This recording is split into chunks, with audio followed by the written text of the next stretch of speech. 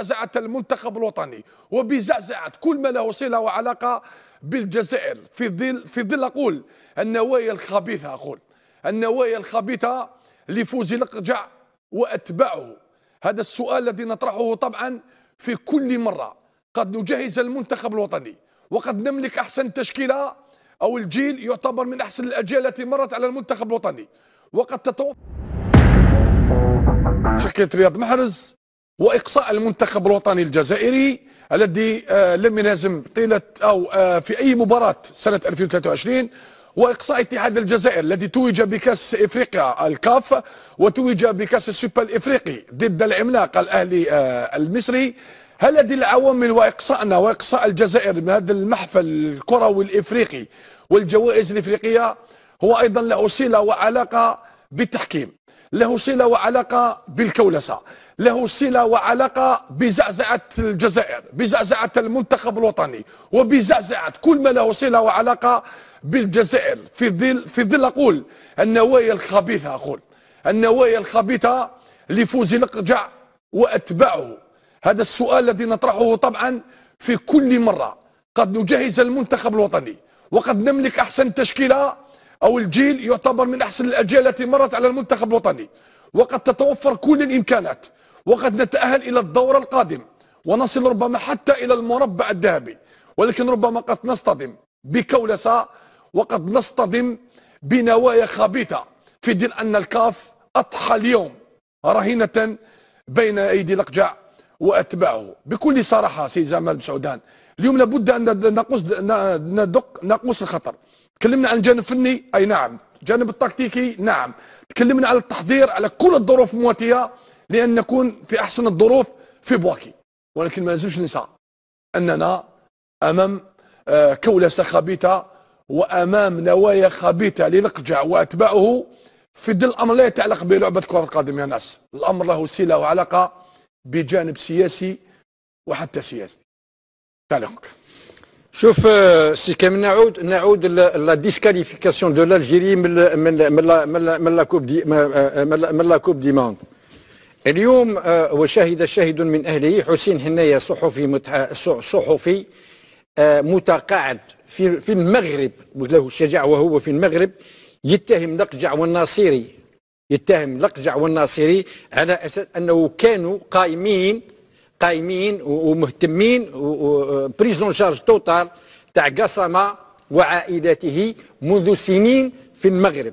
صحيح. ناصري اليوم راه موقوف في داخل السجون. يقول هذا الصحفي أن الكرة في المغرب راهي تتفينونسا من الأموال. هو يقول انا شاهد من تتفونسا من دراهم لا دروغ، ويقول ويذهب ابعد من ذلك ويقول ان الجزائر اقصيت بهذه الطريقه. معناها جمال بن ماضي عندما قال على قسامه انك انت اللي ذبحتنا كان على حق، واليوم يشهدوا على اساس لا لما عفوا المقاطعه خليك تكمل. لما تكلمنا في قضيه قسامه البعض أراد أن يقول بأننا قدمنا وبعنا الأوهام. أنا لم أبيع الأوهام، أنا في قناة محترمة وأعرف ما معنى الإعلام وأعرف ماذا يعني الخبر الذي هو مقدس عندما توصل معلومة أو تصل بمعلومة إلى المتلقي وللمشاهد. أنا كنت أدافع عن قضية. أنا الإعلام اللي نعرفه إعلام عيسى مسعودي، إعلام الإذاعة السرية، إعلام الثورة التحريرية، إعلام عبد الحميد بن باديس، وإعلام انا ذاك تعبئه الشعب الجزائري. انا الاعلام اللي نعرفوه يدافع على بلاده ظالمه او مظلومه. تكلمنا على الجانب التقني وبالماضي غلط والتغييرات وعدم نقص التركيز، ولكن انا ذاك كنا ندافع عن قضيه لا اقل ولا اكثر. تفضل سي مسعودان. اذا كل هذه الشهادات تصف الكلام نتاعك على اساس اننا بالجانب التقني والجانب اللوجستي والجانب البدني وكل الجوانب الحمد لله انها من الفرق قليله جدا اللي عندها الامكانيات اللي تتوفر بها الفريق الوطني من طائرات، من نقل، من امكانيات. في النوايا الخبيثه في الكون. النوايا انا قلت يعني لا سادير تو سولا سون بور اوتون نيجليجي النقطة السوداء اللي هي التحكيم اللي كان دائما وابدا جمال بالماضي يشتكي منها، وكانوا يقولوا له باللي انت ريع ترونكي سي با لاربيتراج. انا اليوم نقول مازال اللي كنت تسمي فيهم لقجع وجماعته مازالهم يسيبليو اونكور لالجيري، وما يتمناوش انه لالجيري تروح شكون دايرينها البعض او دايرينها اليوم. العالم راهي غير كرة قدم مستطيل اخضر، ونجوحنا في بعض البلاطوهات ولا احنا في الجزائر نتباهوا بما يقوم به هذا الشخص الذي يعتبره بالله بكل لا اجد له حتى المصطلحات، الذي يفعل مثل هكذا مكائد والاغراض خبيثه. اقول اغراض خبيثه، ونحن نتباهى به ونتباهى بانه يعرف الكولسه، ونتباهى بانه بانه يخدم لبلده. من حقه، هذا امر عادي، هذا امر عادي، ولكن لازم تعرفوا بلي اليوم كره القدم عندها ابعاد اخرى حتى باستقرار البلد. القضيه مش قضيه مستطيل اخضر وبالماضي ضعيف ولا بالماضي عيان. مراد صادق من المنجم محمد. على كل حال انا نقدر نستخلصها في جمله، ما دامنا رانا نساند في القضيه الفلسطينيه نبقى توجور هذا المشكل هذا. ولكن كي نرجعها من الشق الرياضي، كنت تكلمت من مفاتيح النجاح هو الاستقرار. انا تمنيت تكون الفيدراليه تكون عندها استقرار كي الفريق الوطني من عهد خير الدين زيتشي، ولا في وقت خاصه في وقت عماره شرف الدين عماره. انا تمنيت كان الاستقرار، باسكو مثل هذه كما يقول لك الكولسه والاعمال هذه الخبيثه تحاربها بالنجاح. كي تنجح في الميدان الناس كل تصفق لك. كي ربحنا كاس افريقيا في مصر، كل الفرق لعبنا مع المكسيك، لعبنا مع كولومبيا، كل الفرق ولو هما يطلبوا انهم يلعبوا ضد الجزائر. دونك حنا لازم نستخلصوا الدرس ويكون استقرار في الفيدراليه برئيسها باعضائها، باش حتى هما كي يخطئوا يصلحوا والنتيجه تكون في الميدان. والكره الجزائريه مادام كان منشات كل شيء تبعها ان شاء الله. حول الكولسه، حول النوايا الخبيثه. كلمه الكولسه عندما نقوم بشيء خفي يعني تحت الطاوله، لكن الان هي حرب معلنه. هي حرب معلنة على الجزائر من جميع العالم، سياسيا عسكريا، يعني حرب معلنة على الجزائر، لأننا نساند القضية الفلسطينية كما قال الأخ مراد. نزيد يعني نروح لأبعد من ذلك، أنه إقصاء رياض محرز والمنتخب الوطني وجمال بالماضي واتحاد الجزائر وعبد الحق بن شيخة واللاعب اللي سجل من أحسن الأهداف واسمه بوسليو. لا، قضية بوسليو مع اتحاد العاصمة يعني تنحى من القائمة تاع أحسن هدف. نظن بلي يعني كان مدروسة الحفل يجرى في مراكش، مستحيل الجزائر أو العلم الجزائري يرفع في بلدهم، لهذا تم تخطيط لكل شيء من أجل إبعاد الجزائر نهائيا، رغم أن الأمور واضحة، والتي فضحت الأمور هي رياض محرز واتحاد العاصمة. ولكن هنا السؤال المطروح، أين هي الفيفا وأين هي الكاف؟ أن العالم كامل يعلم بهذا اللوبي اليهودي. اليوم كان كمال يتكلم في كل يوم في غزة ولا حتى حرك. لا هذا لا يعني أننا هذا لا يعني أننا نبقى مكتوفي الأيدي، هذا لا يعني أنه قوي علي أو أنني. احنا كنا شيخ كمال، احنا كنا ضعاف. احنا كنا ضعاف امام هذا اللاعب وهذه الكولسه. علاش كنا ضعاف؟ نقول لك انا لماذا كنا ضعاف؟ لانه الجزائري كان يبيع الجزائري. يعني اي رئيس اتحاديه كان يجي قال هذا ما كانش يمشي معايا، ما يمثلنيش بارك الله فيك. بارك الله فيك. كانت رئيس يعلن تتدخل. من قال لك ان تتخذ قرار بابعاد فلان وعلان؟ شكون عطى لك هذه السلطه هذه؟ تجي انت كرئيس اتحاديه باسكو ما تفهمش مع اللي كان مع روراوا، ونهار تجي انت باسكو ما تتفاهمش مع اللي كان مع زتشي، ونهار تجي زفزاف باسكو ما كانش يتفاهم مع اللي كان مع شرف الدين عماره.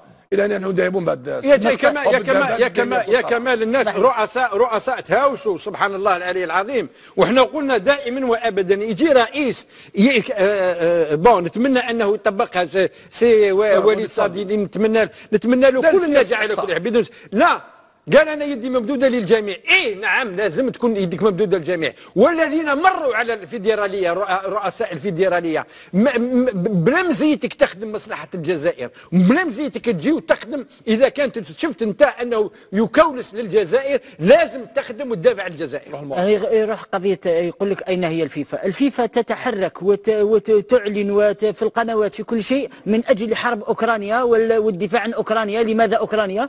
وعندما يتعلق الامر بغزه وفلسطين ولا التنديد حتى على التيفو الذي قام به انصار مولوديه الجزائر او انصار اتحاد العاصمه في المباريات الافريقيه. يعني هذا دليل انه الفيفا وعطال وما حدث له، وعطال وما حدث له، يعني كل شيء. كل هذه الامور بعين الاعتبار، ونبقى في الامور الفنيه ونبقى في الامور التكتيكيه، وسننتقد الاداء وسننتقد الخيارات في المستطيل الاخضر.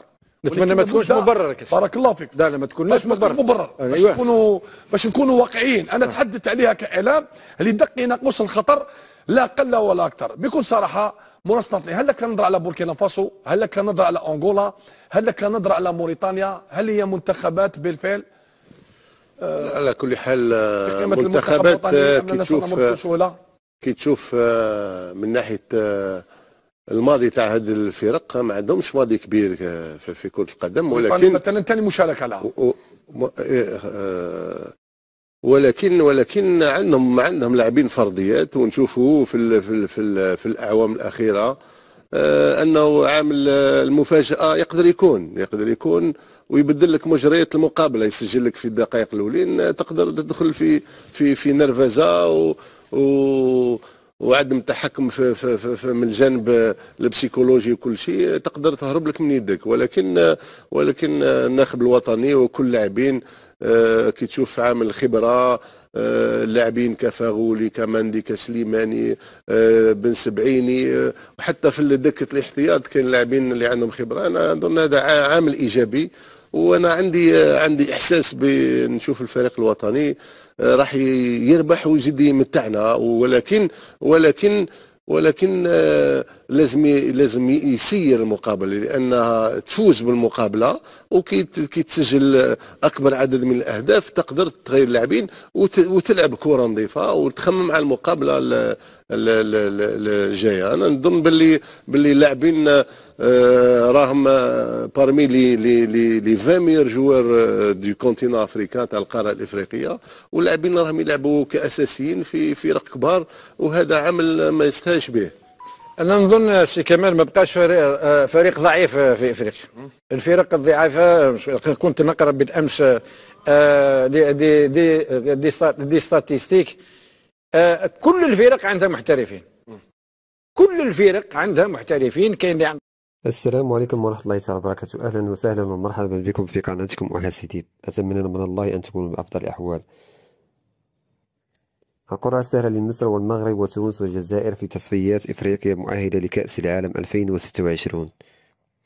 زادت مقاعد منتخبات إفريقيا في كأس العالم لأكثر من 9 فرق بعد تغيير نظام لتقام بطولة كأس العالم بمشاركة 48 منتخبا لأول مرة بدلا من 32 منتخبا.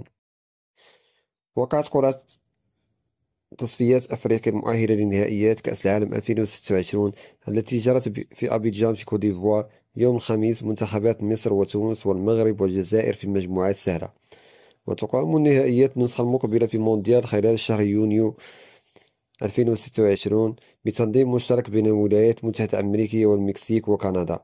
وزادت مقاعد منتخبات إفريقيا في كأس العالم لأكثر من 9 فرق، وذلك بعد تغيير النظام لتقام بطولة كأس العالم بمشاركة 48 منتخبا لأول مرة بدل 32 منتخبا. وفي تصفيات المونديال وزعت منتخبات القارة 9 مجموعات تضم كل مجموعة 6 منتخبات بناء على التصنيف الأخير للاتحاد الدولي لكرة القدم الفيفا. ووقع المنتخب السودان في المجموعة الثانية مع السنغال بطل إفريقيا والكونغو الديمقراطي وموريتانيا والطوغو وجنوب السودان، وينافس المنتخب ليبيا ضمن المجموعة الرابعة مع الكاميرون وأنغولا والكيب فيردي وإسواني موسيبش. وجاء المنتخب المغربي الذي يعد أول منتخب عربي وإفريقي يبلغ النصف نهائي كأس العالم بقطر على رأس المجموعة الخامسة التي تضم زامبيا والكونغو وتنزانيا والنيجر وإريتريا. وينافس في منتخب الجزائر والصومال ضمن فروع المجموعة السابعة مع غينيا وأوغندا وموزمبيق وبوتسوانا. أما المنتخب التونسي الذي خرج من الدور الأول في مونديال قطر فوقع في المجموعة الثامنة مع غينيا الاستوائية وناميبيا ومالاوي وليبيريا وسوالنتي.